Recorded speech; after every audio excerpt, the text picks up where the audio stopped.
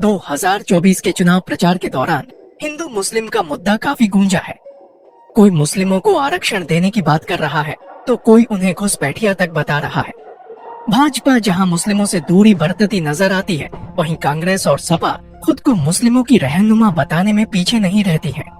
PM Narendra Modi Lok Sabha चुनाव 2024 के दौरान पहले भी अपने कई भाषणों में कांग्रेस की मुसलमानों को आरक्षण देने की नीति का मुद्दा उठा चुके हैं। बीजेपी लगातार कांग्रेस को हिंदू विरोधी बताते हुए अपने अभियान को आगे बढ़ रही है। इससे पहले भी पीएम ने अपने एक बयान के दौरान कहा था कि कांग्रेस मुसलमानों को ओबीसी श्रेणी में आरक्षण देगी, जिससे पिछड़ा वर्ग का आरक्षण का लाभ प्रभावित होगा।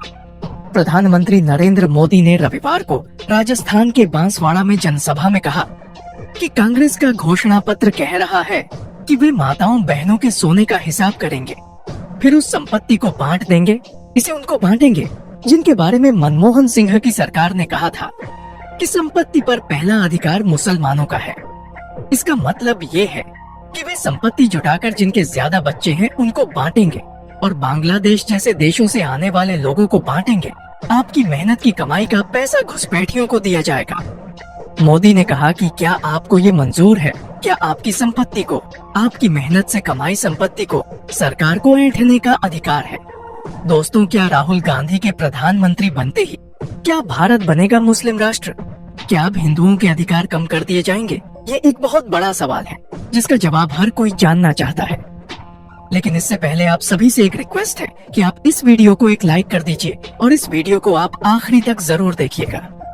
पीएम नरेंद्र मोदी ने कांग्रेस पार्टी के वरिष्ठ नेता राहुल गांधी पर निशाना साधा। पीएम ने राहुल गांधी के करीब एक दशक से भी पुराने वीडियो का जिक्र करते हुए कहा कि यह वीडियो 11-12 साल पुराना है। ये कांग्रेस के शहजादे का वीडियो है। इस वीडियो में कांग्रेस के शहजादे खुलेआम कह रहे हैं कि कांग्रेस पार्टी मुसलमानों को आरक्षण देगी।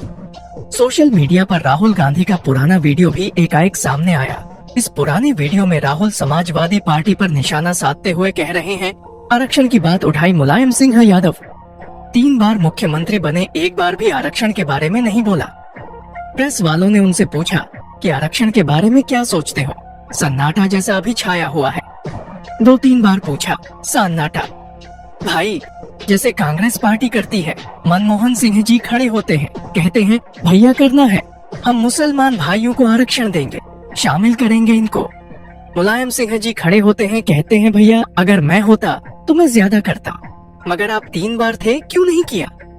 मोदी जी के बयान पर कांग्रेस नेता राहुल गांधी ने भी पलटवार करते हुए कहा कि पहले चरण के मतदान में निराशा हाथ लगने के बाद नरेंद्र मोदी के झूठ का स्तर इतना गिर गया है कि घबरा कर वह अब जनता को मुद्दों से भटकाना चाहते हैं। कांग्रेस के क्रांतिकारी मैनिफेस्टो को मिल रहे अपार समर्थन के रुझान आने शुरू हो गए हैं। देश अब अपने मुद्दों पर वोट करेगा, अपने रोजगार, अपने परिवार और अपने भविष्य के लिए वोट करेगा। भारत भटकेगा नहीं।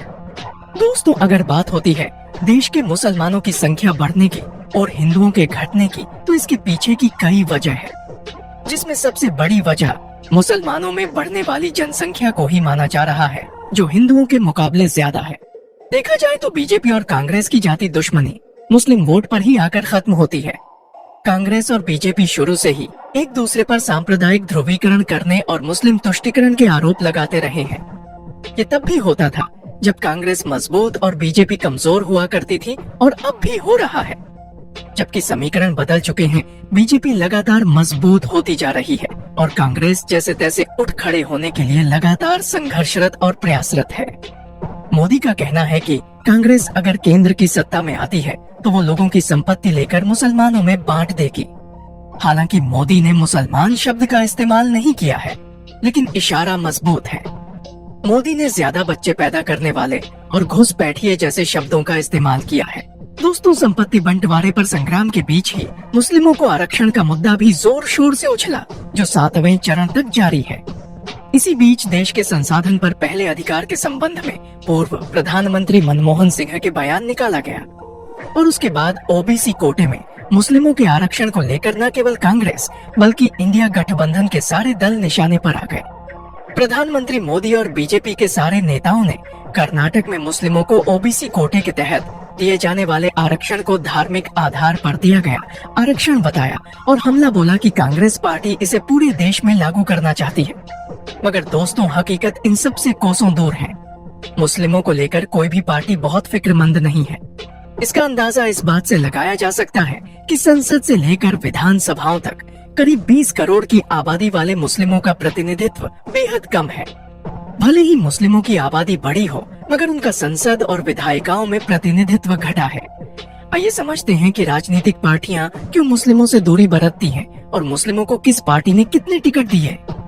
आखिर मुस्लिम प्रत्याशी उतारने से कतराती क्यों है पार्टियां? दिल्ली यूनिवर्सिटी में प्रोफेसर राजीव रंजन गिरी बताते हैं कि कोई भी चुनाव हो, उसमें मुस्लिम प्रत्याशी कम उतारे जाने की वजह है पार्टियों की तुष्टीकरण की नीति।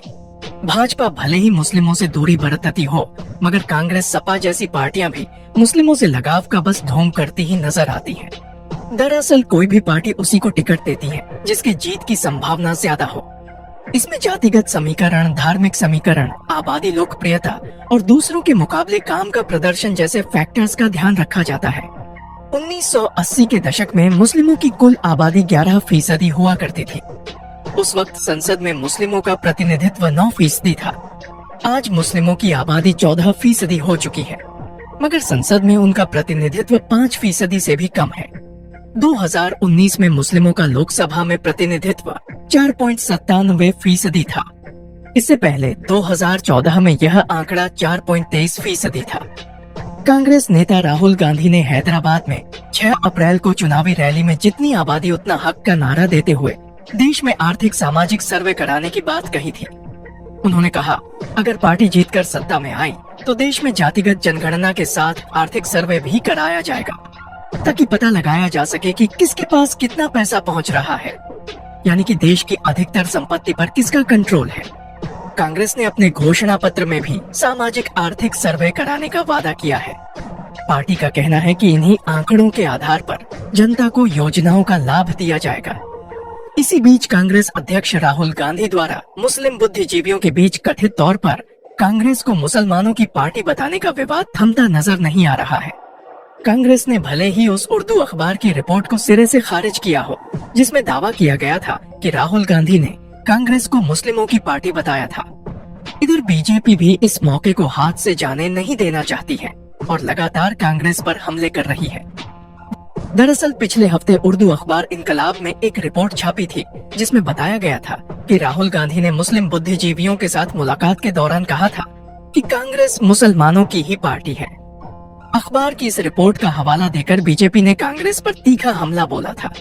दोस्तों, जिस तरह से कांग्रेस पार्टी मुसलमान को अपना हमदर्द बताती है, क्या अगर राहुल गांधी प्रधानमंत्री बन जाते हैं तो भारत मुस्लिम राष्ट्र बना दिया जाएगा? अपनी राय हमें कमेंट बॉक्स में जरूर बताएं।